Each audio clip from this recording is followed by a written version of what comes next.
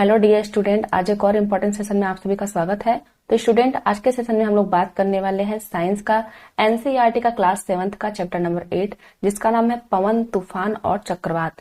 आज का सेशन बहुत ही इंपॉर्टेंट होने वाला है क्योंकि आज के सेशन में हम लोग बात करेंगे तूफान और चक्रवात के बारे में। बिल्कुल डिटेल में बात करेंगे। आप लोग अगर ध्यान से देखोगे तो आपको सारी चीजें क्लियर हो जाएंगी। तो सबसे पहले हम लोग बात करते हैं पवन के बारे में। जो वायु होती है वो क्या कहलाती है? तो देखिए, जो गतिशील वायु होती है हम लोग उसको क्या कहते हैं? पवन कहते हैं। वायु क्या होती है? बहुत धीरे धीरे बहती है, और अगर उसमें गति आ जाती है तो उसको हम लोग क्या बोलते हैं? उसको हम लोग पवन बोलते हैं। आगे देखते हैं। देखिए, कुछ कैरेक्टर होते हैं। जो वायु जो होता है उसके बहुत सारे कैरेक्टर होते हैं। कौन कौन से कैरेक्टर होते हैं आज हम लोग उसको विथ एक्सपेरिमेंट देखेंगे। एक्सपेरिमेंट के साथ देखेंगे कि जो वायु होती है उसके कौन कौन से कैरेक्टर होते हैं, और यहाँ से सवाल सबसे अधिक पूछे जाते हैं। तो देखिए, जो पहला कैरेक्टर ये है कि जो वायु होती है वो दाब डालती है। अब हम लोग इसको प्रूफ कैसे करेंगे कि जो वायु होती है वो दाब डालती है? तो आपके एनसीईआरटी में एक प्रयोग दिया गया है कि हम लोग क्या करते हैं, एक प्लास्टिक का डिब्बा ले लेते हैं या फिर लोहे का टीने का डिब्बा ले लेते हैं। उसको क्या करते हैं? गर्म करते हैं। गर्म करने के बाद उसको उतार देते हैं, और उतारने के बाद इस डिब्बा पे ठंडा पानी डालते हैं। ठंडा पानी डालने के बाद हम लोग देखते हैं कि जैसे ही हम लोग ठंडा पानी डालते हैं उसमें क्या होता है कि जो डिब्बा हमारा होता है वो विकृत हो जाता है। तो आगे देख लेते हैं, आप पढ़ लेते हैं। जब डिब्बे पे पानी डाला जाता है तो डिब्बे के अंदर की कुछ भाप जल में संघनित हो जाती है। देखिए, हम लोगों ने क्या किया था, जो डिब्बा था उसमें पानी भरा हुआ है, पानी को गर्म किया हुआ है। तो जो अगर हम लोग इसको ठंडा करते हैं तो जो कुछ भाप इसमें है जो निकल रहे थे अभी, वो क्या होता है? संघनित हो जाता है, जिससे भीतर की वायु की मात्रा कम हो जाती है। अब इसके भीतर जो डिब्बा है, इसके भीतर की जो वायु है वो कम है। इसके जो भीतर वायु कम है, और बाहर की जो वायु है जो इसका दबाव डाल रही है वो क्या है? ज्यादा है। तो फिर परिणाम स्वरूप क्या होता है? डिब्बे के भीतर की वायु का दाब डिब्बे के बाहर की वायु के दाब से कम हो जाता है। जो डिब्बे का भीतर का जो वायु है उसका दाब कम हो गया, क्योंकि जो उसमें भाप था वो संघनित हो गया है, उसको द्रव के रूप में हो गया है संघनित होकर के। तो अंदर दाब कम है और बाहर दाब अधिक है, तो जो डिब्बा है वो पिचक जाता है। तो हम लोग बोल सकते हैं जो वायु होती है वो दाब डालती है। पहला हमारा एक्सपेरिमेंट शो करता है जो वायु होती है वो दाब डालती है। आगे देख लेते हैं। आगे हमारा है दाब के इस अंतर के कारण डिब्बा पिचक जाता है। यह क्रियाकलाप पुनः पुष्टि करता है कि वायु जो होती है वो दाब डालती है। तो पहला हमारा एक्सपेरिमेंट हो गया, जो वायु होती है वो दाब डालती है। दूसरा हम लोग देख लेते हैं। देखिए, दूसरा एक्सपेरिमेंट है। यहाँ पे है पवन का वेग बढ़ने से वायु का दाब जो होता है वो घट जाता है। जब वायु का जो पवन जो है उसकी जो वेग बढ़ जाती है, जो दाब होता है वो घट जाता है। हम लोग इसको देखते हैं। देखिए, हम लोगों ने क्या किया, एक धागा ले लिया है, उसमें दो गुब्बारों को बांध कर लटका दिया। अब क्या करना है, इन दोनों गुब्बारों के बीच में फूंक मारना है। फूंक मारने से क्या दिखाई देता है? जब आप गुब्बारों के बीच में फूंक मारते हैं तब वे एक दूसरे की ओर आने का प्रयास करते हैं। यह तब ही संभव होगा जब गुब्बारों के बीच के स्थान की वायु का दाब किसी तरह कम हो जाए। देखिए, क्या होता है, जो वायु होती है वो उच्च वायु दाब से निम्न वायु दाब की तरफ चलती है। जब हम लोग उसमें फूंक मारते हैं तो जो वायु होती है उसका जो वेग होता है वो बढ़ जाता है, जिसकी वजह से जो दाब होता है वो कम हो जाता है। अब बीच में तो दाब कम हो गया और किनारे किनारे दाब अधिक है। इसका मतलब जो अधिक दाब होता है वो कम दाब की तरफ जाएगा, इसलिए जो दोनों गुब्बारे होते हैं वो दोनों एक दूसरे की ओर आने का प्रयास करते हैं। यह जब घटना होती है वो दिखाता है कि तेज वेग होने से, वेग बढ़ने से दाब जो होता है वो घट जाता है। तो हम लोग लिख सकते हैं जो वेग होता है अगर वो बढ़ा तो जो दाब होता है वो क्या होगा? वो घट जाएगा। इसको आप लोग याद करिएगा। आगे देख लेते हैं। तब गुब्बारों के दूसरी ओर बाहर का दाब उन्हें एक दूसरे की ओर ढकेलेगा। मैंने बताया कि अंदर जो है वो दाब कम हो गया क्योंकि हम लोगों ने बहुत तेजी से फूंक मारा है, और वेग बढ़ने से जो है दाब कम हो जाता है। तो बाहर दाब अधिक है तो अंदर की तरफ वो उसको ढकेलेगा दोनों साइड से। दोनों गुब्बारा क्या होता है? एक दूसरे के आमने सामने आ जाता है। दिया गया है, यदि तीव्र वेग की पवन भवनों अथवा झोपड़ियों की छत के ऊपर प्रवाहित हो, यदि छत कमजोर होगी तो वह ऊपर उठ जाएगी और पवन उसे अपने साथ उड़ा ले जाएगी। देखिए, यहाँ से बहुत ज्यादा इंपॉर्टेंट फैक्ट ये बनता है कि कभी कभी क्या होता है, जो झोपड़ियां होती है, बहुत तेज हवा जब चलती है तो झोपड़ियां उड़ जाती है। उसका जो वजह होता है वो क्या होता है? तो देखिए, जब भी जो आपका ऊपर वाला जो हवा है वो क्या है, उसकी जो वेग है वो बहुत ही तेज है। जब वेग तेज होती है कि ऊपर का वेग तो ज्यादा हो गया, इससे दबाव कम हो गया, लेकिन नीचे का वेग कम है। जो हमारा झोपड़ी है, सपोज करते हैं ये हमारा झोपड़ी है, तो इसके नीचे का जो वेग है वो तो एक समान है, और जो ऊपर का वेग, जो इसके ऊपर से वायु बह रही है वो बहुत तेजी से बह रही है, जिससे जो दाब होता है, जो दाब होगा वो क्या हो जाएगा? कम हो जाएगा। तो जो ऊपर दाब कम हो गया, नीचे दाब जो है वो ज्यादा है। नीचे क्या है? दाब ज्यादा है, तो नीचे वाला क्या करेगा? उसको दाब लगाएगा ऊपर की तरफ, और इसी वजह से जो झोपड़ियां होती है, उनके जो छत होते हैं वो उड़ जाते हैं। तो यही वजह है। आगे है पवन सदैव अधिक वायु दाब वाले क्षेत्र से कम वायु दाब वाले क्षेत्र की ओर गति करती है। वायु दाबों के बीच जितना अधिक अंतर होगा पवन का वेग उतना ही अधिक होगा। देखिए सपोज करते हैं ये जो स्थान है, यहाँ जो स्थान है वहां क्या है, कम वायु दाब है, कम वायु दाब, और इधर जो है वो ज्यादा वायु दाब है, इधर क्या है, ज्यादा है। तो क्या होगा था, जो वायु होती है वो ज्यादा से कम की तरफ हमेशा जाती है, और जितना अधिक इनके अंदर अंतर होगा, ये ज्यादा बहुत ज्यादा है और ये बहुत कम है, तो जितना अधिक अंतर होगा जो वायु है उसका वेग उतना ही अधिक होगा, क्योंकि जो ज्यादा दाब वाली जो वायु होती है बहुत तेजी से इसका स्थान लेने की कोशिश करेगी, इसलिए जो इसका वेग होता है वो बढ़ जाता है। तो हम लोग याद रखेंगे कि अगर दाब क्षेत्र में अंतर है तो वायु का जो वेग होता है वो बढ़ जाता है। तो जितने भी कैरेक्टर वायु के दिए गए हैं आप लोग को याद करना है। आगे दिया गया है तीसरा हमारा एक्सपेरिमेंट कि गर्म किए जाने पर वायु का प्रसार होता है। इसको हम लोग कैसे प्रूव करेंगे, हमें करना क्या है कि देखिए एक डंडी लेनी है, उस पे दो हमें प्लास्टिक बांध करके ऐसे लटका देना है। फिर क्या करना है कि एक प्लास्टिक के नीचे हमें क्या करनी है, मोमबत्ती जलानी है कुछ दूरी पे। तो दिखाई देता है कि जिस साइड हम लोगों ने मोमबत्ती जलाया हुआ है उस साइड का जो बैग है, जो प्लास्टिक का बैग है वो थोड़ा ऊपर उठ गया, और जिस साइड हम लोगों ने नहीं जलाया है वो क्या है, नीचे है। तो ये इससे क्या प्रूफ होता है, देखिए इससे ये प्रूफ है ऊपर उठती हुई गर्म वायु। इसका मतलब वायु को गर्म करने पर उसका प्रसार होता है। जब भी हम लोग वायु को गर्म करते हैं तो वो ऊपर उठती है और उसका प्रसार होता है। वही चीज यहाँ पे दिया गया है। तीन हम लोगों ने एक्सपेरिमेंट के लिए तीन हम लोगों ने ग्लास लिया है, उसके ऊपर हम लोगों ने क्या किया, एक क्वथन नली लिया है, ये टेस्ट ट्यूब हम लोगों ने लिया है। हम लोगों ने क्या किया कि इसमें हम लोग गर्म और ठंडा पानी भर देते हैं। तो यहाँ दिया है क्वथन नली के मुख पर बंधा गुब्बारा। क्या करते हैं, जो क्वथन नली होती है उसके मुख पे एक एक गुब्बारा बांध देते हैं। आगे दिया है गर्म जल में डूबी हुई क्वथन नली। अगर जो गुब्बारा बांधा हुआ जो टेस्ट ट्यूब हमारे पास है उसको अगर हम लोग गर्म पानी में डालते हैं, यह है गर्म पानी, अगर गर्म पानी में डालते हैं तो ये इस प्रकार दिखाई देता है। और वहीं अगर ठंडा पानी में डालते हैं तो ये क्या होता है, सिकुड़ा हुआ दिखाई देता है। इसका मतलब ये है कि जब भी जो गर्म वायु होती है, जब भी हम लोग उसको गर्म करते हैं तो क्या होती है, ऊपर की तरफ उठती है। तो वही है कि गर्म किए जाने पर वायु का प्रसार होता है। आई होप कि आप लोगों को एक्सपेरिमेंट समझ में आ गया होगा। तो यहाँ दिया गया है, यह क्रियाकलाप दर्शाता है कि गर्म होने पे वायु ऊपर की ओर उठती है। जैसे ही मोमबत्ती की लौ से गर्म वायु ऊपर की ओर उठती है, वह थैली को ऊपर ले जाती है। संतुलन का बिगड़ना यह सुझाता है कि गर्म वायु ठंडी वायु की से हल्की होती है। तो हम लोगों को एक फैक्ट यहाँ से मिला है कि जो गर्म वायु होती है वो ठंडी वायु से हल्की होती है। आगे देख लेते हैं। आगे है कि पवन धाराएं पृथ्वी के असमान रूप से गर्म होने के कारण उत्पन्न होती है। तो देखिए यहाँ जो मेन फैक्ट ये है, ये सब फैक्ट है, ये जितने भी पॉइंट दिए गए हैं वो फैक्ट है, एग्जाम में एज इट इज पूछ ले जाते हैं। तो यहाँ है कि पवन धाराएं जो होती है वो पृथ्वी के असमान रूप से गर्म होने के कारण उत्पन्न होती है। इसका क्या मतलब है, तो देखिए जो हमारी पृथ्वी होती है, अगर पृथ्वी को हम लोग देखें तो यहाँ क्या है, भूमध्य रेखा है। हम लोग सभी लोग जानते हैं कि जो भूमध्य रेखा होता है वहां काफी ज्यादा गर्मी पड़ती है। और अगर हम लोग ध्रुव की बात करें, जो हमारा नॉर्थ पोल है और साउथ पोल है, अगर हम लोग उसकी बात करें तो ये काफी ठंडा होता है। तो अगर एक तरीके से देखा जाए तो जो पृथ्वी है वो असमान रूप से गर्म है, कहीं बहुत ज्यादा गर्म है और कहीं पे बहुत ज्यादा ठंडा है। तो देख लेते हैं कुछ स्थितियों का विवरण जिसके कारण पृथ्वी के वायुमंडल में पवन धाराएं उत्पन्न होती है। ये स्थितियां हैं। पहली स्थिति कौन सी है, भूमध्य रेखी और ध्रुवीय क्षेत्रों का असमान रूप से गर्म होना। जैसे मैंने आपको फिगर में बताया कि ये क्या है, भूमध्य रेखी प्रदेश है, ये भूमध्य रेखी क्षेत्र है, और ये जो आपके नॉर्थ और साउथ पोल है वो क्या है, ध्रुवीय क्षेत्र है।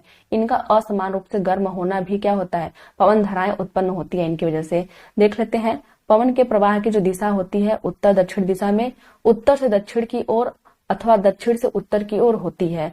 दिशा में यह परिवर्तन पृथ्वी के घूर्णन कारण होता है। तो जो हमारी पृथ्वी होती है जब वो घूमती है तो जो पवन होती है, पवन की दिशाएं होती है वो उत्तर से दक्षिण की ओर होती है। सपोज करते हैं इस प्रकार से होते हैं नॉर्थ पोल में, और साउथ पोल में कुछ इस प्रकार से होते हैं, दक्षिण से उत्तर की ओर होती है। इसको हम लोग फिगर में समझने की कोशिश करते हैं। तो देखिए ये हमारी पृथ्वी है, यहाँ पे दिया गया है कि पृथ्वी का असमान तापन के कारण वायु प्रवाह का पैटर्न है। तो देखिए ये क्या है, ये भूमध्य रेखा है, भूमध्य रेखा, ये भूमध्य रेखा है। ये क्या है, ये कर्क रेखा है, कर्क रेखा, और ये क्या है, ये मकर रेखा है, मकर रेखा, ये मकर रेखा है। देखिए जो भूमध्य रेखा होता है वहां सूर्य का जो प्रकाश होता है वो डायरेक्ट पड़ता है। जब सूर्य का प्रकाश डायरेक्ट पड़ेगा तो जो हवाएं होती हैं वो गर्म होकर ऊपर उठती हैं। तो हम लोग देख सकते हैं कि जो हमारा नॉर्थ पोल है, नॉर्थ पोल से आने वाली जो हवाएं होती है वो कैसे चल रही है, उत्तर से दक्षिण की तरफ चल रही है, कुछ इस प्रकार से चल रही है। और जो हमारे साउथ पोल की जो हवाएं हैं वो क्या कर रही है, दक्षिण से उत्तर की तरफ चल रही है, कुछ इस प्रकार से चल रही हैं। तो इस जो फिगर से हम लोग समझ सकते हैं जो हवाएं होती है वो किस प्रकार से चलती हैं। आगे देख लेते हैं। आगे हमारा है थल और जल का असमान रूप से गर्म होना। देखिए जो जल और स्थल है वो भी दोनों क्या होती है, असमान रूप से गर्म होती है। जैसे जो सुबह का टाइम होता है तो जो सूर्य चमकता है तो जो थल का स्थान होता है वो काफी जल्दी गर्म हो जाता है। और वहीं अगर बात करें जल की, तो जल जो होता है वो बहुत देर में गर्म होता है। अगर रात की बात करें तो अपोजिट होता है, जो जो जल होता है वो बहुत धीरे धीरे ठंडा होता है, जबकि जो हमारा स्थल होता है वो जल्दी से ठंडा हो जाता है। तो देख लेते हैं। देखिए यहाँ पे एक क्रिया दिया गया है, समुद्री समीर और थल समीर। हालांकि इसके पहले वाले वीडियो में हमने डिस्कस कर लिया है कि समुद्री समीर और थल समीर क्या होता है, लेकिन यहाँ पे हम लोग एक बार फिर से इसको देख लेते हैं। देखिए दिया गया है, ग्रीष्म काल में थलीय क्षेत्र अधिक तेजी से गर्म होता है और अधिकांश समय थल का ताप समुद्री ताप की अपेक्षा अधिक रहता है। थल के ऊपर की वायु गर्म होकर उठ जाती है, इससे पवन समुद्र से थल की ओर बहती है। देखिए इसका मतलब क्या है। सपोज करते हैं यहाँ पे क्या है, स्थल है और यहाँ पे क्या है, जल है। तो देखिए जब भी सूर्य का प्रकाश पड़ता है, जब सूर्य का प्रकाश पड़ता है तो जो हमारा स्थल होता है वो तेजी से गर्म होता है। और हमने पढ़ा है कि गर्म होने पर जो हवाएं होती है वो ऊपर की ओर उठती हैं। तो जो हवाएं होती है वो ऊपर की ओर उठती हैं। दूसरा हमने पढ़ा था कि जो हवाएं होती है वो उच्च वायु दाब से निम्न वायु दाब की तरफ चलती है। तो जब हवाएं यहाँ पे ऊपर उठ गई तो यहाँ पे जो दाब है, दाब क्या हो जाएगा, कम हो जाएगा, और यहाँ जो दाब होता है वो अधिक हो जाएगा। तो उच्च वायु दाब से हवाएं निम्न वायु दाब की तरफ चलेंगी। तो इसको हम लोग क्या बोलते हैं, इसको हम लोग बोलते हैं समुद्र समीर। समुद्र समीर बोलते हैं क्योंकि जो हवाएं हैं वो जल से स्थल की तरफ चल रही है, उसको इसलिए हम लोग उसको बोलते हैं समुद्र समीर। अब देखिए वही जो प्रोसेस होती है वो विपरीत कब होती है, रात में क्या होता है, जो हमारा जल है, जल अधिक गर्म है और जो स्थल है वो क्या होता है, जल्दी ठंडा हो जाता है। अब जल जो होता है वो अधिक गर्म होने के कारण ऊपर उठेगा, जो वहां की जो वायु होती है, गर्म होने पर वायु ऊपर उठती है, तो यहाँ का जो स्थान है वो खाली हो जाएगा। वहीं पे जो स्थल हमारा है वो ठंडा है, स्थल क्या है, ठंडा है, तो यहाँ की जो वायु होती है वो अधिक वेग से आएगी इस खाली स्थान को भरने के लिए। तो जो वायु होती है वो स्थल से जल की तरफ चल रही है, इसलिए हम लोग इसको बोलते हैं थल समीर। देखिए आप लोग एक पॉइंट याद कीजिएगा कि जब भी जो हवाएं होती है जिस साइड से चलना शुरू होती है उसको हम लोग उसी नाम से बोलते हैं। अगर हवाएं समुद्र से स्थल की तरफ चलती है तो हम लोग उसको समुद्री समीर बोलते हैं, और यदि हवाएं जो होती है थल से समुद्र की ओर चलती है तो उसको हम लोग थल समीर बोलते हैं। तो वही चीज बताया गया है। आगे दिया गया है, यह मानसूनी पवन होती है। शीतकाल सर्दियों में पवन के प्रवाह की दिशा विपरीत हो जाती है, अर्थात यह थल से समुद्र की ओर चलती है। तो जो शीतकाल होता है वहां जो हवाएं होती है वो विपरीत दिशा में बहने लगती है, इसका मतलब थल से समुद्र की ओर बहने लगती है। आगे देख लेते हैं। आगे है, समुद्रों से आने वाली वायु अपने साथ जलवाष्प लाती है जिससे वर्षा होती है। यह प्रक्रम जल चक्र का एक चरण है। तो देखिए जब भी समुद्री समीर बहती है, समुद्र से स्थल की ओर जब वायु बहती है, कहाँ जाती है, समुद्र से जाती है स्थल की ओर जाती है, स्थल की ओर। तो क्या होती है, जब समुद्र से स्थल की तरफ जाएगी तो अपने साथ ढेर सारा वाटर लेके जाएगी, जलवाष्प लेके जाएगी, और स्थल से टकराने के बाद क्या होती है, बारिश हो जाती है। तो ये क्या होता है, जल चक्र का एक चरण होता है। आगे देख लेते हैं। अब हम लोग का जो इम्पोर्टेंट टॉपिक आ गया वो है तड़ित, झंझा और चक्रवात। तो देखिए तड़ित, झंझा और चक्रवात जो होती है इसकी एक पैटर्न होती है, किस प्रकार से आती है। अगर हम लोग इसको एक बार समझ लेंगे तो हमें फिर जिंदगी में कभी भी दिक्कत नहीं होगी। चलिए आज समझने की कोशिश करते हैं। तो यहाँ पे दिया गया है कि तड़ित झंझा भारत जैसे गर्म, आर्द्र, उष्णकटिबंधीय क्षेत्रों में अक्सर विकसित होते हैं। सबसे पहला क्वेश्चन यही होता है कि जो भारत की जो जलवायु है वो कैसी है। तो जो भारत की जलवायु है वो कैसी है, गर्म है, आर्द्र है और उष्णकटिबंधीय क्षेत्रों में हम लोग रहते हैं। आगे देखा है, ताप में वृद्धि होने के कारण ऊपर उठती हुई पवन प्रबल हो जाती है। तो हमने बताया कि जब भी हम लोग ताप बढ़ाते हैं तो जो वायु होती है वो जल्दी जल्दी ऊपर उठती है। ताप बढ़ने से वायु का जो वेग होता है वो बढ़ जाता है, हम लोगों ने ये पढ़ा। आगे देख लेते हैं। पवन वायु में पहले से विद्यमान जल की बूंदों को अपने साथ ऊपर की ओर ले जाती है। अब देखिए जो हमारा एनवायरमेंट है उसमें क्या है, पानी के कुछ बूंदे हैं, कुछ क्या होती है, नमी रहती है। तो जब भी पवन उड़ेंगी तो इसके साथ लेकर उसको उड़ती है, पानी को साथ में लेकर चलती है ये। उसके बाद क्या है, जहां ताप कम होने के कारण वे जम जाती है। अब हम लोग जानते हैं कि जो हमारा ऊपर का टेम्परेचर है वो क्या होता है, कम होता है। अब यहाँ से गर्म हवाएं गई हैं और ऊपर का टेम्परेचर कम है, जिससे वो क्या करती हैं, जम जा रही है। जो पानी की बूंदें हैं वो जम जाती हैं और वो नीचे गिरने लगती हैं। तो आप लोग को आई होप कितना प्रोसेस समझ में आ गया होगा। जो पवन होती है वो स्थल का, जब हम लोग का टेम्परेचर अधिक होता है तो स्थल का टेम्परेचर अधिक होने के कारण वो क्या होती है, वाष्प बन के ऊपर उड़ती है। अब जब ऊपर उठती है हल्की होकर के, तो जो इन्वायरमेंट का जो आर्द्र जो नमी है, आर्द्रता जो है, उसको लेकर के ये ऊपर की ओर बढ़ती है, और ऊपर का जो टेम्परेचर है वो कम है, तो फिर क्या होता है, ये जम जाती है, जो उसमें की जो वाटर रहती है वो जम जाती है, और जो जमा हुआ वाटर है वो जमीन पे गिरने लगता है। आगे है गिरती हुई जल की बूंदें और तीव्र गति से, तीव्र वेग से ऊपर उठती हुई वायु की परस्पर क्रिया से बिजली तड़ित कौंधती है, जिससे ध्वनि उत्पन्न होती है। इसी घटना को हम तड़ित झंझावत कहलाती है। यही जो घटना होती है उसको हम लोग तड़ित झंझावत कहते हैं। अब एक बार फिर से समझने की कोशिश करते हैं। देखिए ये हमारा क्या है, स्थल है, ये क्या है, स्थल है। अब यहाँ क्या होता है, जब भी टेम्परेचर बढ़ता है तो जो यहाँ की वायु होगी वो ऊपर की तरफ जाएगी। सपोज करते हैं ये हमारी वायु है और ये क्या कर रही है, ऊपर की तरफ जा रही है। अब यहाँ से जो इन्वायरमेंट हमारा वातावरण है, वो वातावरण से क्या लेती है, जलवाष्प लेती है, जलवाष्प लेती है और ऊपर की तरफ बढ़ती है। अब ऊपर जो है वो क्या है, यहाँ पे टेम्परेचर क्या था, टेम्परेचर ज्यादा था, हाई था, और यहाँ पे टेम्परेचर क्या है, यहाँ पे टेम्परेचर जो होता है वो लो होता है। अब ये जलवाष्प की बूंदें लेकर ऊपर गई तो, लेकिन यहाँ पे क्या होता है, ये जो जलवाष्प की जो बूंदें होती है वो जम जाती है, ये। उसके बाद ये क्या करती है, फिर से पृथ्वी के नीचे, पृथ्वी पे ये गिरने लगती है नीचे। अब जो हवाएं हैं वो गर्म होकर ऊपर उठ रही हैं, और ये क्या हो रही है, ठंडी होकर नीचे आ रही है। इस प्रकार से यहाँ पे क्या होती है, परस्पर क्रिया हो जाती है, और यहाँ पे जो गर्म और ठंडा का जो प्रोसेस है वो मिल जाता है एक में। इसी से क्या होती है, बिजली उत्पन्न होती है, जिसको हम लोग तड़ित झंझावत बोलते हैं। तो आई होप अब आपको समझ में आ गया होगा। आगे बढ़ जाते हैं। दिया गया है, यदि झंझा के साथ तड़ित बिजली भी गिरे तो उसे तड़ित झंझावत कहते हैं। मतलब झंझा के साथ तड़ित बिजली भी है तो उसे हम लोग क्या करते हैं, तड़ित झंझावत कहते हैं। हम इसमें हमें निम्नलिखित सावधानियां बरतनी चाहिए। जब भी तड़ित झंझावत होती है, जब भी बिजली चमकती है, बिजली गिरती है, तो हमें कौन कौन सी सावधानियां लेनी चाहिए। अब देखिए यहाँ से एक क्वेश्चन क्या होता है, बीपीएससी में पूछा गया था इस बार। अब पढ़ लेते हैं कौन कौन सी सावधानी है। लिखा गया है, किसी ऐसे वृक्ष के नीचे आश्रय न ले जो अलग थलग हो। मतलब जैसे जंगल में हम लोग अगर हैं तो कोई ऐसा वृक्ष के नीचे हमें आश्रय नहीं लेना है जो अकेले है खड़ा। यदि आप वन में है तो किसी छोटे वृक्ष के नीचे आश्रय ले। अब देखिए यहाँ से क्वेश्चन आपका बना हुआ था, यहाँ से किसी छोटे वृक्ष के नीचे आश्रय लेने के लिए बोला गया है। यहाँ पे खुली जमीन पर न लेटे। अब बीपीएससी ने क्या किया, यही क्वेश्चन उठाया और आपसे पूछ दिया कि जब भी तड़ित झंझावत आती है तो हमें क्या करना चाहिए। तो उसमें आपका एक ऑप्शन था कि छोटे वृक्ष के नीचे आश्रय लेना चाहिए, जो कि बीपीएससी के द्वारा सही माना गया था और एनसीईआरटी के आपके यहाँ से दिया गया था ये क्वेश्चन। आगे दिया गया है, धातु की डंडी वाले छाते का उपयोग न करें। देखिए जब भी बिजली जो झंझावत होती है, जब भी आती है, तो हमें कोई भी धातु का यूज नहीं करना है, ये याद रखना है। आगे दिया गया है, खिड़की के निकट न बैठे। खिड़की के निकट बैठना नहीं है, खिड़की को नहीं खोलना है। खुले गैरेज, भंडारण शेड, धात्विक चादरों की छत वाले शेड आदि में आश्रय लेने के लिए उपयुक्त स्थान नहीं होते हैं। इसका मतलब हमें क्या करना है, धातुओं से दूर रहना है, खुले स्थान से भी दूर रहना है। आगे देख लेते हैं, कार अथवा बस में आश्रय लेने के लिए सुरक्षित स्थान है। अब हमें क्या करना है, या तो हम कार में या फिर बस में, जो व्हीकल हमारे होते हैं उनमें हम लोग आश्रय ले सकते हैं, और हमें क्या करना है, उसकी खिड़की को बंद करके बिल्कुल रहना है उसमें।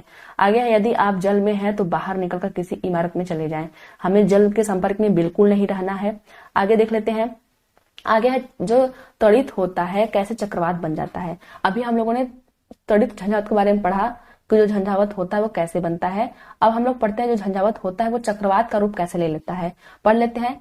बादल के बनने से पहले जल वायुमंडल से उष्मा लेकर वाष्प के रूप में परिवर्तित हो जाता है। जब जलवाष्प वर्षा की बूंदों के रूप में पुनः द्रव में परिवर्तित होती है तो यह उष्मा वायुमंडल में निर्मुक्त हो जाती है। इसका क्या मतलब हुआ, तो देखिए हम जानते हैं कि जो हमारी वायु होती है वो गर्म होकर ऊपर उठती है, और ऊपर उठने की क्रिया में क्या करती है, वायुमंडल से कुछ जलवाष्प को ले लेती है।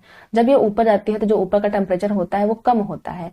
जब ऊपर का टेम्परेचर कम है, और फिर ये क्या करती है, अपने टेम्परेचर जो इसमें जो आपकी उष्मा है उसको क्या करती है, निकालती है। उष्मा जब तक निकलेगी नहीं तब तक ये ठंडा कैसे होगा, तो उष्मा निकाल के ठंडा होती है। तो जो उष्मा निकली हुई है, यहाँ सपोज करते हैं कुछ उष्मा निकली हुई है, तो ये क्या करते हैं, ये आसपास की वायु को गर्म कर देती है। तो यहीं पे दिया गया है कि निर्मुक्त होने वाली उष्मा जो होती है आसपास की वायु को गर्म हो जाती है। इस प्रकार गर्म वायु ऊपर की ओर उठती है। अब जो यहाँ की जो वायु थी वो भी क्या कर रही है, ऊपर की ओर उठ रही है, जिससे वायु का दाब कम हो जाता है। अब जब यहाँ की वायु जब ऊपर उठ गई तो यहाँ पे क्या होगा, दाब कम हो जाएगा। तो दिया गया है, फलस्वरूप तड़ित झंझा के केंद्र की ओर उच्च वेग की अधिक वायु गति करने लगती है। अभी हम लोगों ने देखा जो तड़ित झंझा जो बना हुआ था उसके केंद्र की ओर जो होती है उच्च वेग से अधिक वायु गति करने लगती है। आगे पढ़ लेते हैं।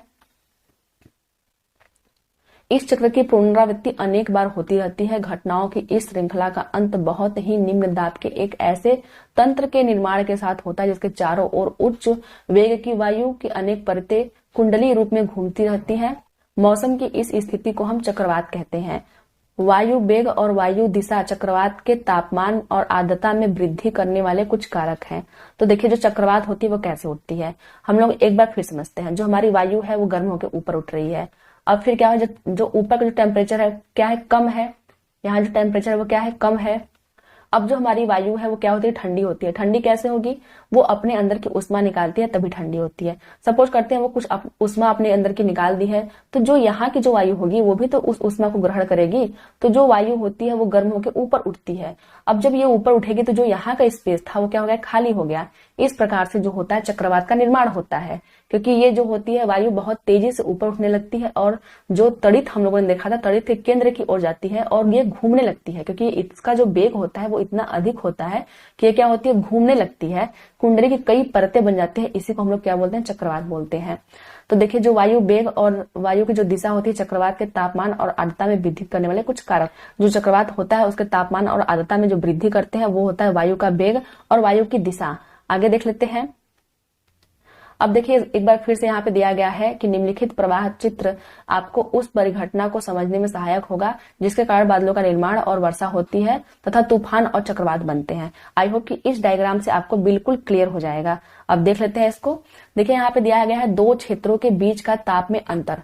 ताप में अंतर कैसे हुआ, यहाँ से वायु गर्म होकर उठती है और क्या करती है, ऊपर क्या है, कम टेम्परेचर है, तो ये अपने अंदर की जितनी भी उष्मा होती है उसको निकाल देती है। अब जो उष्मा होती है जब वो निकलेगी तो इधर के ही इन्वायरमेंट में तो जाएगी।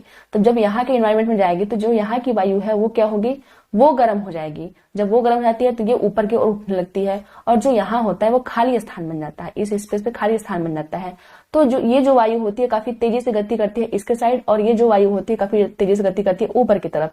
तो इसमें क्या होती है, दाब में अंतर जाता है और वायु में संवहन धाराएं उत्पन्न हो जाती है। तो हम लोगों ने देखा जो वायु है, दोनों वायु में गति बहुत तेज हो गई है। गर्म वायु ऊपर उठती है जिससे न्यून दाब क्षेत्र उत्पन्न होता है, न्यून दाब क्षेत्र बन जाता है। तो यहाँ पे क्या बना था, न्यून दाब क्षेत्र बना था। तो यहाँ पे न्यून दाब क्षेत्र बना है। आगे दिया गया है कि ठंडी वायु न्यून दाब क्षेत्र की ओर प्रवाहित होती है। जो ठंडी वायु थी वो क्या होती है, अब न्यून दाब क्षेत्र की ओर प्रवाहित होती है।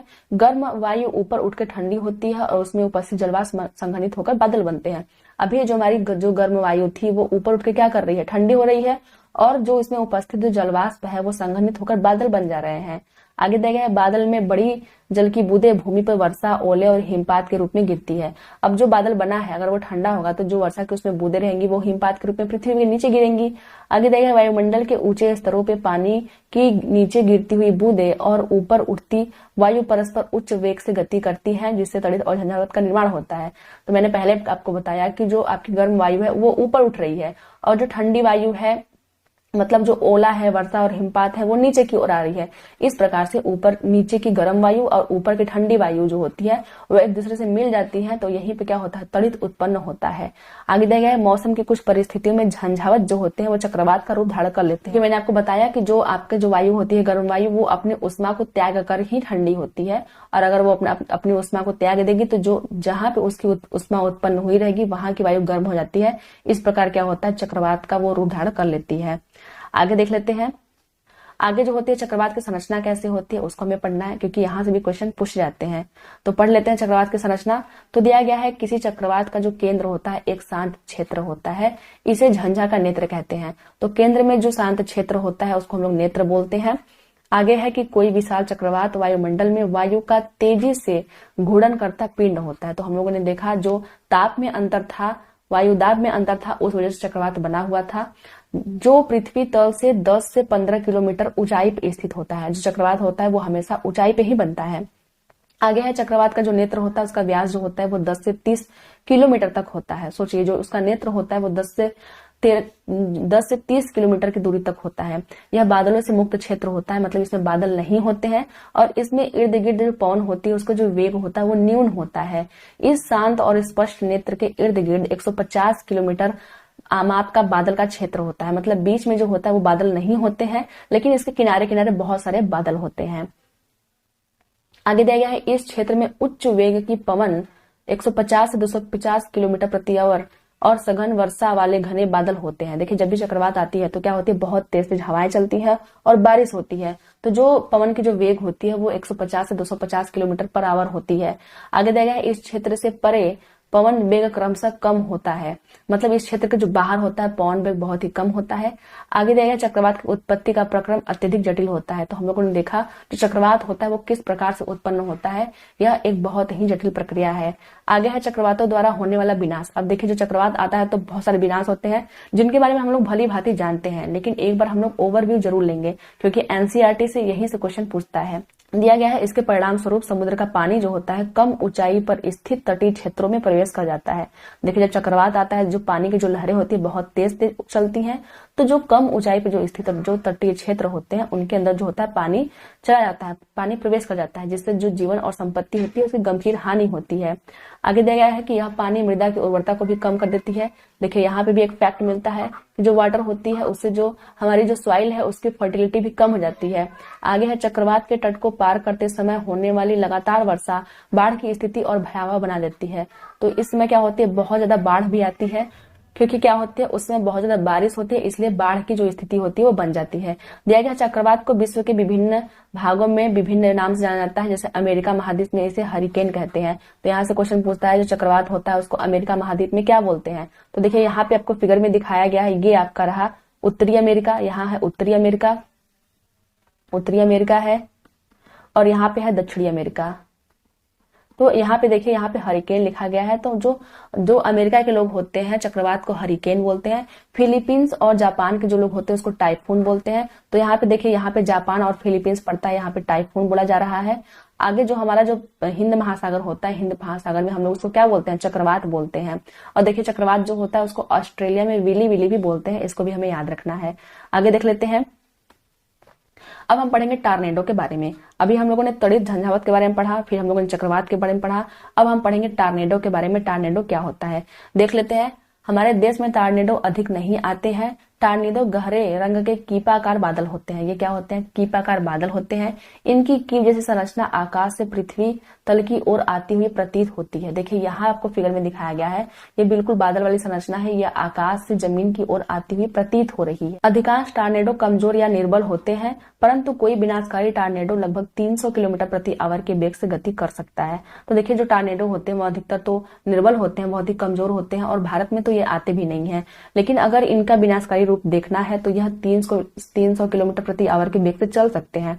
टार्नेडो चक्रवात के भीतर भी बन सकते हैं। देखिए, यहाँ पॉइंट आपका आता है कि जो चक्रवात होता है उसके भीतर भी टार्नेडो बन सकता है। दिया गया है, किसी टार्नेडो का जो व्यास होता है वो 1 मीटर जितना कम अथवा 1 किलोमीटर अथवा उससे भी अधिक हो सकता है। मतलब अगर हम लोग कम से कम की बात करें तो वो 1 मीटर तक कम से कम हो सकता है, और अधिक से अधिक 1 किलोमीटर या फिर उससे भी अधिक हो सकता है।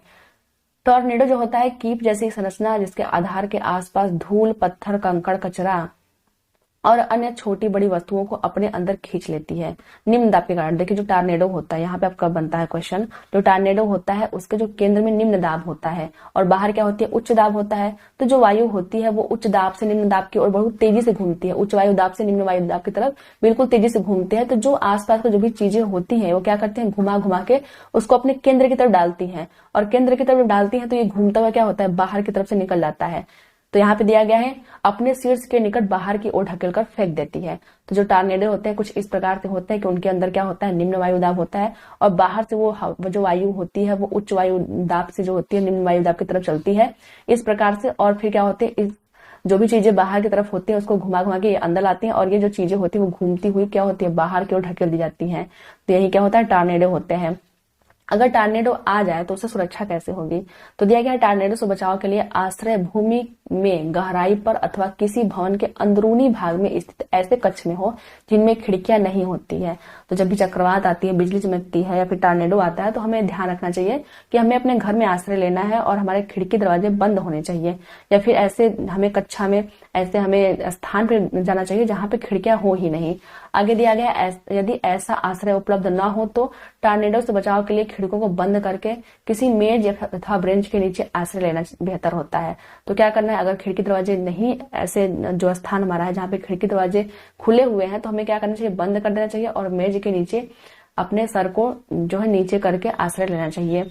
आगे दिया गया बचाव के लिए आपको घुटनों के बल नीचे झुककर अपनी बाहों को अपने सिर और गर्दन के चारों ओर लपेट लेना चाहिए। तो फिर आप लोग इसको ध्यान दीजिएगा। टॉर्नेडो जो होता है उसको क्या करना है, हमें अपने ब्रेंच टेबल के नीचे घुस करके अपने हाथ को अपने बाहों को अपने सिर के पास और गर्दन से लपेट के रखना है। आगे देख लेते हैं प्रभावी सुरक्षा उपाय देखिए कौन कौन से हैं। यहाँ पे दिया गया है निम्नलिखित व्यवस्थाएं सहायक हो सकती हैं। जब भी टॉर्नेडो देखिए तूफान आता है तो कौन कौन सी चीजें होती हैं जो आवश्यक होती हैं। देखिए ये सभी हम लोगों को पता होता है, लेकिन क्या होता है यहीं से एग्जाम में क्वेश्चन पूछ दिए जाते हैं कि क्या करना चाहिए। दिया गया है सरकारी सामाजिक स्तर पर व्यवस्था चक्रवात पूर्वानुमान। तो देखिए क्या करना है कि चक्रवात का पहले हमें पूर्वानुमान पता होना चाहिए कि चक्रवात कब आना है। उसके बाद हमें सरकारी और सामाजिक स्तर पर व्यवस्था करनी चाहिए। सरकारी संस्थाओं, समुद्र तटों, मछुआरों, जलपोतों तथा आम जनता को शीघ्र अतिशीघ्र चेतावनी देने के लिए तीव्रगामी संचार व्यवस्था होनी चाहिए। सबसे पहले हमें क्या, चक्रवात का तो पूर्वानुमान होना चाहिए। उसके साथ ही अगर चक्रवात आता है तो हमें क्या होना चाहिए, बहुत ही तत्पर रहना चाहिए। संचार के माध्यम से हमें लोगों को बताना चाहिए कि आप उस संभावित इलाके से हट जाएं। दिया गया है चक्रवात संभावित क्षेत्रों में चक्रवात आश्रयों का निर्माण और लोगों को तेजी से सुरक्षित स्थानों पर पहुंचाने के लिए प्रशासनिक व्यवस्था। तो अगर चक्रवात आता है, जिस स्थान पर चक्रवात आता है, तो उसके लिए हमें आश्रय का निर्माण करना चाहिए और लोगों को बहुत शीघ्र अतिशीघ्र सुरक्षित स्थान पर पहुंचाने की कोशिश करना चाहिए। दिया गया है जनता द्वारा किए जाने वाले कार्य, वो तो था प्रशासनिक कार्य कि प्रशासन हमारे लिए क्या करे, लेकिन एक जनता होने के नाते हमें क्या करना चाहिए। दिया गया है हमें मौसम विज्ञान विभाग द्वारा दूरदर्शन, रेडियो अथवा समाचार पत्रों के माध्यम से प्रसारित की जाने वाली चेतावनियों को नजरअंदाज नहीं करना चाहिए। तो देखिए जो भी अगर हम लोगों को सूचना मिल रही है समाचार माध्यम से, दूरदर्शन पे या फिर रेडियो के माध्यम से, हमें उसको कभी भी नजरअंदाज नहीं करना चाहिए। आगे दिया गया हमें अनिवार्य घरेलू सामान, पालतू पशुओं और वाहनों आदि को सुरक्षित स्थानों पर पहुंचाने के लिए आवश्यक प्रबंधन कर देना चाहिए। तो देखिए जो सरकार अपने साइड से करती है वो तो करती ही है, लेकिन हमें अपने हिसाब से भी कुछ चीजें करनी चाहिए। हमें अपने सामानों की सुरक्षा खुद करनी चाहिए। आगे है जलमग्न सड़कों पे वाहन चलाने से बचना चाहिए, क्योंकि बाढ़ से सड़कें क्षतिग्रस्त हो जाती है। तो जब भी ऐसी स्थिति होती है, चक्रवात आ रहा है, तूफान आ रहा है, तो हमें सड़कों पे जाने से बचना चाहिए, क्योंकि जो सड़कें होती है उस टाइम बहुत ज्यादा बारिश होती है, तो सड़कें जो होती है वो बाढ़ क्षतिग्रस्त हो जाती है। कुछ लोग तो ऐसे होते हैं जो ऐसे ही घूमने के लिए निकल जाते हैं, देखने के लिए निकल जाते हैं, तो ऐसी चीजें हमें नहीं करनी चाहिए। आगे है कि सभी आपातकालीन सेवाओं जैसे पुलिस, अग्निशमन दल और चिकित्सा केंद्रों के टेलीफोन नंबर की सूची अपने साथ रखनी चाहिए। तो हमें ये भी करना चाहिए, कुछ इंपॉर्टेंट जो नंबर होते हैं उनको हमें सेव करके रखना चाहिए। आगे है ऐसे जल का पीने के लिए उपयोग न करें जो संदूषित हो। आपात स्थिति के लिए पेयजल संग्रहण करके रखें। तो जल का भी संचयन करना है, अपने पास रखना है। गीले स्विच और खंभों से टूटकर गिर गए बिजली के तारों को न छुएं। तो देखिए स्विच, बिजली के तारों इत्यादि को हमें नहीं छूना चाहिए। महज मनोरंजन के लिए बाढ़ अथवा चक्रवात प्रभावित क्षेत्रों में भ्रमण करने न निकले। तो कुछ लोग ऐसे होते हैं जो भ्रमण करने के निकल जाते हैं, लेकिन हमें ऐसा नहीं करना चाहिए। आगे है बचाव दल पर अनावश्यक मांगों की आपूर्ति के लिए दबाव न डालें। देखिए कुछ लोग ऐसे होते हैं कि कितनी भी प्रॉब्लम में रहते हैं, लेकिन वो क्या कहते हैं कि सरकार कुछ नहीं कर रही है, तो उनके ऊपर हमें इतना डिपेंड नहीं होना चाहिए। हमें खुद से अपनी जो आवश्यक चीजें हैं उसकी आपूर्ति के लिए खुद से ही तत्पर रहना चाहिए। बाकी अगर हमारे पास नहीं है तो जो हमें दिया जा रहा है, जो हमें प्रोवाइड किया जा रहा है, उस पर ही हमें डिपेंड होना है और बहुत ज्यादा हमें मांग नहीं करनी है। आगे है अपने पड़ोसियों और मित्रों से यथासंभव सहयोग और सहायता प्रदान करें। तो पड़ोसी और मित्र भी तो इसी समय साथ देते हैं, तो हमें क्या करना चाहिए, उनकी हेल्प लेनी चाहिए। आगे आपको एक फैक्ट दिया गया है, क्या आप जानते हैं तड़ित गर्जन की कौध जो होती है 4 लाख किलोमीटर प्रति आवर से भी अधिक वेग से चलती है। तो जो आपकी जो कौध होती है, मतलब जो चमक होती है, वो 4 लाख किलोमीटर प्रति आवर की वेग से भी अधिक चलती है। यह अपने आसपास की वायु को सूर्य की सतह के ताप से 4 गुना से भी अधिक ताप तक गर्म कर सकती है। मतलब सोचिए उसके पास इतना पावर होता है, उसकी चमक में इतनी पावर होती है कि सूर्य के सतह के ताप के 4 गुना अधिक ताप तक यह गर्म कर सकती है, इसलिए यह इतनी खतरनाक होती है। तो जो तड़ित होती है वो कभी ज्यादा खतरनाक होती है, उससे हमें बच के रहना चाहिए। अब कर लेते हैं क्वेश्चन को। दिया गया था कि एनसीईआरटी में दिया गया है निम्नलिखित में से किस स्थान पर चक्रवात आने की संभावना नहीं होती है। चेन्नई, मंगलुरु, अमृतसर, पुरी। तो देखिए जो चक्रवात होता है वो कोस्टल इलाके में आता है, तटवर्ती इलाकों में आता है। तो चेन्नई हमारा है वो भी क्या है, तटवर्ती इलाका है। मंगलुरु भी क्या है, तटवर्ती इलाका है। लेकिन जो हमारा अमृतसर है वो तटवर्ती इलाका नहीं है, ये हमारे पंजाब में पड़ता है। इसलिए जो हमारा ऑप्शन नंबर जो ग है वो सही हो जाएगा। तो फ्रेंड्स, ये तो थी आज की वीडियो। आई होप कि आज की वीडियो में समझ में आपको आया होगा। चलिए मिलते हैं किसी और वीडियो में, तब तक के लिए धन्यवाद।